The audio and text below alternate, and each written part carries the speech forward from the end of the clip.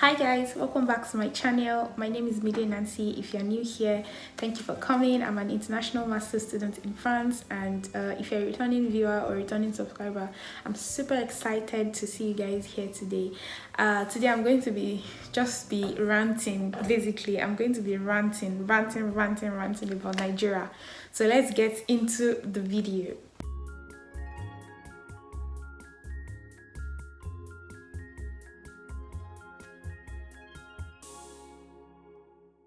Today's video, I'm going to be talking about the whole process of getting my international passport, Nigerian international passport, renewed in France. God, I went through hell to renew my international passport.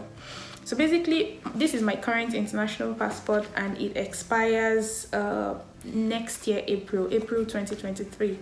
So like earlier this year, I started thinking about, before it gets expired or anything, I think I need to get a new one, just in case there is something I want to use it for, and they would require me to have a valid international passport. And then I don't want it to be by that time I'm running around and trying to get it done and trying to pay so much money and going through stress.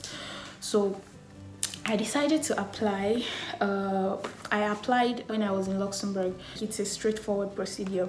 I'm going to put all the links in the description box of how you can apply for your renewal, your international passport booklet renewal, not the visa, but the booklet. So basically, on the first link, you're going to see the link in the description box. You're going to see the link where you have to fill an application form. So you fill out the application form and it directs you to make payments. So for this booklet, I paid $106 or 106 euros. I'm not sure, but basically this is 32 pages. So this has 32 pages. So I would have preferred the one for 10 years, 64 pages and everything. So I know for the next 10 years, I don't have to go through the stress, but unfortunately it was not available in Paris. So maybe by the time you are doing your own, maybe it will be available. So you just make payment with your card, and then it generates an acknowledgement slip and a payment slip for you. So you have three things: acknowledgement slip, payment slip, and also application form. You have to keep those three, keep it jealously. So when you are done with that, the next link I'm going to put in the description box is the appointment link. So you click on the appointment link, and then it tells you to put your number, your reference number from your application form. Your application form generates a number. So you put the number in the appointment link, and then it brings you to this page where you need to fill in your info. And after that, it tells you the available dates, the next available dates, and you can choose any dates you want. So first mistake I made was not choosing a morning slot. I should have chosen 8 a.m. or 8:30 or 9 a.m. So, but because I wanted to travel from Luxembourg to Paris that same day, and I was thinking of, okay, what if I miss my appointment time? Because normally in France, if you have an appointment for anything and you are given an appointment for 1 p.m., if you get there 1 p.m., you are the only one with that same appointment time. Or even if you're not the only one, you could be 2 or 3. And because they have maybe as many customers as customer service agents as possible to attend to everyone. So that was the mentality I had with me, that okay, I actually selected an appointment for 2 p.m. with the hope that, when I come from Luxembourg, I get to Paris, I do one or two things, because I plan to buy a few things. That I do that, then I go to the Nigerian embassy in Paris, and then it's just capturing, they just have to take my picture, and I have to do the fingerprints or the thumbprints thing, and then I go. So I was approximately 1 hour 30 minutes, since my appointment is for 2 p.m. I do my thing and I leave. In fact, my train back to Luxembourg was for 4 p.m. So I was okay, my appointment 2 to 3 and then I run to the train station, and the nearest train station, and I go back. Whew. Ladies and gentlemen, Nigerians will always be Nigerians, and Nigeria will always be Nigeria. So basically, they took these embassy people out of Nigeria and brought them to France, but nothing changed. So the same system, how they do it back home, is what they do here. So I got there like 1:30ish, because I wanted to, I always get to my appointments in advance. I got there and like there was this crowd, like lots of people, and I'm like, okay, what are these people waiting for? So I went there, showed them my appointment slip, everything. Oh yeah, after your appointment, you generate an appointment slip as well, making that 4 documents. So I got there, showed them my appointment slip, and on my appointment slip, it wrote, I think 70 something, like number 70 something, that I should sit down. I'm like, okay, my appointment is for 2 p.m. and I'm here like 1:40 something, and then I have number 70 something. Like, apparently, maybe we that they gave 2 p.m, we could be up to like 2025. I'm not even exaggerating. So it's not like the French system where, oh, you get an appointment for 1 p.m, you are there almost 1, you do your thing, 1 hour maximum, you get out of the place, you are done. That was everything that was on my mind. Like, I wanted to cry, because I'm like, this cannot be happening. I traveled all the way down to come and be number 72. It was so frustrating. Then after like a couple of minutes, I decided to reach out to the men, like those who were writing the names, that I'm sorry, like, I have a train for 4 p.m.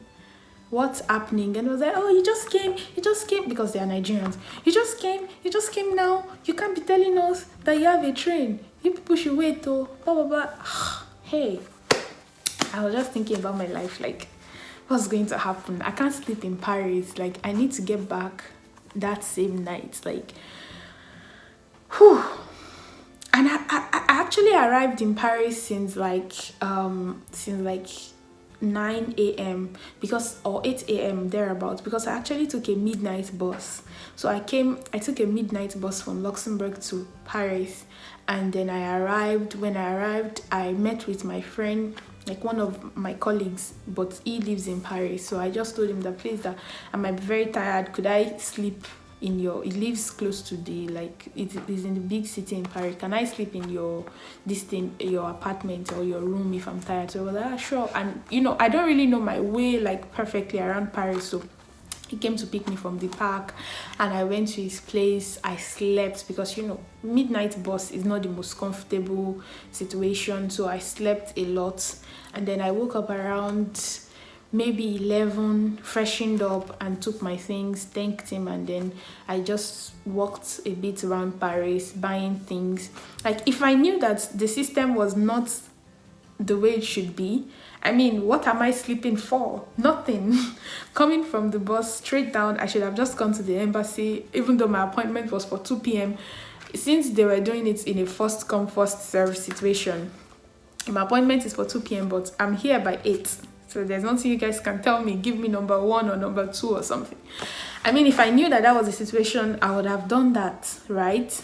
I wouldn't even buy anything. Like, things I wanted to come to Paris to buy, I won't even think of them, because I'll just face what I came for. So that's the first mistake that I don't want you guys to make. Have it at the back of your mind that Nigeria embassy is the same as it will be in Nigeria.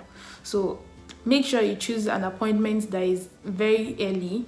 You could choose 8, 9, 10, and even though it's 8, 9, 10, get there by 6:30. Basically, get there by 6:30 and do your thing and just leave. Because I was pained. Like, this is not happening. Like, why is it that things are not changing? Why is it that, like, I don't know. I don't want to say these things on YouTube, but I'm like, why would Nigerian embassy in Paris, why would it be like the same thing like back home? Like, why? But apparently No response to that. So basically I sat down, time was going and ticking, 2:30, 3, and my train leaves in an hour.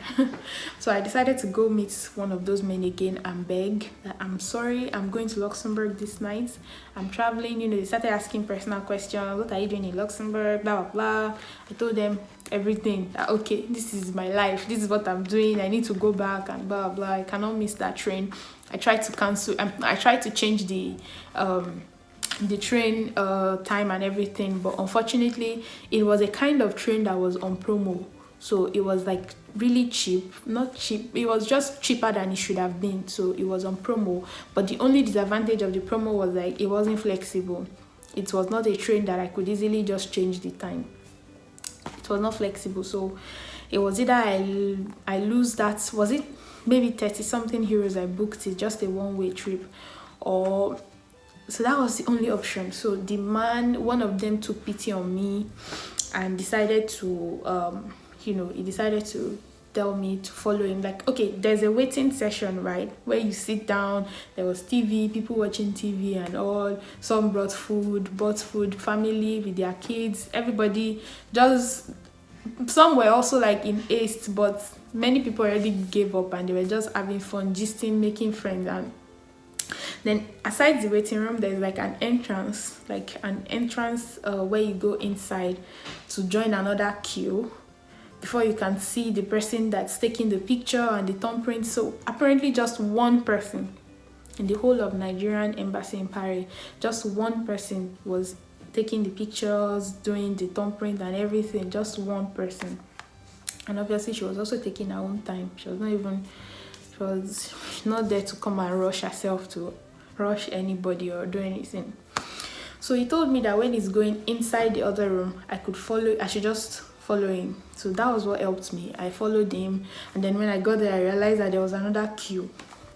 So I joined the queue and I was just looking at the time. So I decided to, after like 2 people did theirs, I decided to beg like them that I'm sorry, please, my train leaves in a couple of minutes, could I please go in advance? And they said no problem. So I was able to go in advance, like before others, and did my thing. By this time my train was for like 4:20. That's like was my train time. By this time it was already almost 4. It was already like 3 something, 3:45 or 3:50 something. I was just hoping I was going to miss my train. So I did my old thumbprinting this thing. I got a sleep. Then there was a guy that was on the queue with. Luckily I exchanged numbers with that guy. So one thing I shouldn't also forget, before you leave the embassy, they ask you to pay another 30 euros with your card or in cash. So don't ask me, I don't know what that 30 euros is for, because after paying the usual fee that you're supposed to pay online, the old remitter thing, you still pay an extra 30 euros. So keep that at the back of your mind. So basically you're paying about 150 euros. I mean, minus your transport fare, because transport from wherever you're living down, yeah, just know that you're investing like 200 euros in getting your passport renewed in international passport renewed in France, in Paris to be precise. Oh yeah, you could ask that why didn't I do it in Luxembourg? For the Nigerian embassy in Luxembourg, they don't issue out passport, international passport, new ones. It was either Brussels or Paris, and I mean I'm used to Paris than Brussels, so I decided to go there. After paying the 30 euros, the extra 30 euros, I started running, trying to run to where I take a metro. Metro is like the underground one, subway, and then take the metro to where the trains are. I fell down, I got injured, like my leg scraped my hand, I had like a wound. Everything that I'm telling you was in June. And I got up, I ran, and I still missed my train. I cried. Like, it was really painful, like, just because they don't obey the time. Why would I come for my appointment by 2 and have to literally beg my way in around like 3 something? Basically, it was not what I was expecting. I think my appointment was 1 and I was there till like 3. I'm not sure, but I think my appointment was actually 1, not 2. Anyways, I missed my train. I had to buy another train ticket, which was super expensive because I mean, last minute train tickets are more expensive than you actually buying the tickets like days and months before. I got home later than I should have gotten. And I mean, all that, I put that behind me when I got home. Okay, it's part of life. I'm going to get my international passport. It's better than not having it and then my passport expiring on me and then I regret it. So I forgot about all that. Normally, you should get your new passport in 2 weeks, maximum 3 weeks. 2 weeks came, I heard nothing from them because actually they ask you to write your name, your address, and your number. So if you want them to deliver like your passport to you to your address, you need to pay extra money. But I didn't choose that option because I'm like, I don't want to pay extra money to them when I'm not even sure they will send it on time or something. So I wanted to have the opportunity that okay, when they contact me, then I can decide whether I want to tell them that please could I send you this money and you send it to my address, or maybe that my colleague living in Paris or any of my other colleagues living in Paris, I'll beg them to someone to go get it for me. So that was my plan because I cannot go from Luxembourg again just to get a passport booklet. 3 weeks passed, 1 month passed, 1 month and 1 week, 1 month and 2 weeks, 1 month, everything passed. No passport, no sign from them that it was ready. Started calling their number. From the 3rd week, I started calling their number. Like, one thing you should have at the back of your mind is that they never pick calls. Like, basically, the first encounter I had with them was when I was trying to book an appointment and I couldn't find any appointment dates. I called their number for days and it rang and they didn't like pick up the call. Until eventually one day I just tried again and someone picked, and the way he responded to me was like as if we were fighting. Like, I was just like, you find everything online, that's where everybody find it from, blah blah blah. I'm just like, why are you angry? Why are you angry? Like, I'm making inquiries. Anyways, I started calling their numbers and nobody picked up the call. Like, nobody. No one. Eventually one day one woman picked and I told her, oh, I came to like for my, what's it called, is it biodata? I came for my capturing a month ago for my passport and nothing is not available. Like, I've not heard back from them. And she was like, did you write down your name, did you write down your address and everything? I said yes I did. And she was like, yes, so when it's ready we'll call you. I'm like, it's been a month. She was like, I don't have any information for you. When it's ready, we'll call you. And she hung up on me. So basically, I knew I was on my own. So luckily, the guy that I exchanged numbers with, I decided to like, we ask, anytime he sends me a message, I always ask about it. Like, oh, what's up? Any news? And it's like, oh, nothing yet. So I kept in touch with him and was asking about the passport as well, and he said nothing. So one day he just told me, by this time I think I was already back from Luxembourg. Like June, July, August, there was nothing. September, he told me he was going to go there. No, it was like August ending.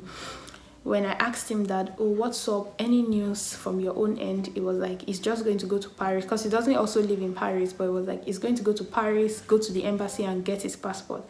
I'm like, are you going to go there without an appointment? It was like, he's just going to go there. So I was like, okay, however it goes, I'm going to know what I'm going to do as well. So this day he just told me, like maybe the next day or something, he just told me, like, I got my passport already. I'm like, oh my God. So he was ready. He was like, yes, that it's been issued since July, but they didn't send any message to anybody. So I was like, I was mesmerized. Like, why would you tell us to leave our names and our number like a normal organization does? That, okay, when it's ready, we'll call you, and it's ready, and you didn't send us any message, not even a text. Like, I don't understand why. You get paid to work there, right? It's not like free. It's not voluntary. Like even voluntary, if you are doing a voluntary job, you put like effort into it. So I don't understand why you just have a nonchalant attitude towards your own job. So I mean, I was surprised that it had been out and they didn't send us a message. So I asked him that, did you have to like shout or like take it to another level before they like gave it to you? And it was like, he got there, he told them, and they didn't answer him. And then he went there after like sitting for 10 minutes, and he raised his voice a bit, like, I'm going to get my passport before I leave here, blah blah blah. So they took him seriously after that time, and they went inside and brought out the passport. So basically the passport booklets were lying down there, and they didn't think it was important to inform the owners that their passports were ready. So what's the point of paying extra 30 euros? What's the point? Basically, what's the point? That was my question to myself. So I thanked him a lot, and I decided to message my friend, my colleague in Paris, that, okay, so I explained the story. I told him about the audio. Initially, we've already discussed about it. My colleague already told me there's no problem. When it's ready, I should just alert him and he would go get it for me. In fact, I already sent him my receipts, because actually the 30 euros you pay, the extra 30 euros you pay, that's the receipt you have to bring on the day where you need to get your passport. But if someone is getting it for you on your behalf, you need to write a written note and a picture of your passport that says that you want this person to get it on your behalf. So I already sent all that to him since June. I sent it since June just for him to have it, just in case he would be the one to get it. So when this happened around August, September, I decided to tell him about it. So he went there, and he just went there as well, showed them the letter and everything, and they brought out my passport and they gave it to him. So if there's anything that you will get from this video, it's that if you are renewing your international passport from Paris, 2 weeks, 3 weeks, 4 weeks, if you don't hear back from them, go there and go and collect your passport. No one is going to call you. No one is going to tell you to come for it. So my passport had been issued since 26th of July, and nothing. I was even thinking that they would issue the passports from the end of this old one, like, because this one expires April 2023. So I was thinking like the new passport would start from like the next year, not the same year again, so that at least I have 1 more year at the end. But they want me to come back in next 4 years ish to get another one. So basically that's my passport story. I hope you did not just enjoy this video, but you learned from this video. And if you are planning to renew your international passport from Paris in France, I don't know if other Nigerian embassies out of the country, abroad, somewhere, maybe in Belgium, I don't know if they are as well, if that's how they are too, I don't know. But just for my story, try to book an early appointment, try to get there in advance. If you don't hear back from them, go there yourself and get your passport, and and all the good stuff. Basically, that's it. I hope you enjoyed this video. If yes, give this video a thumbs up. Please share this video. If you have questions revolving around this, you can leave them in the comment section. I reply all questions, and feel free to reach out to me on my social media, and I'll see you in my next video. Bye.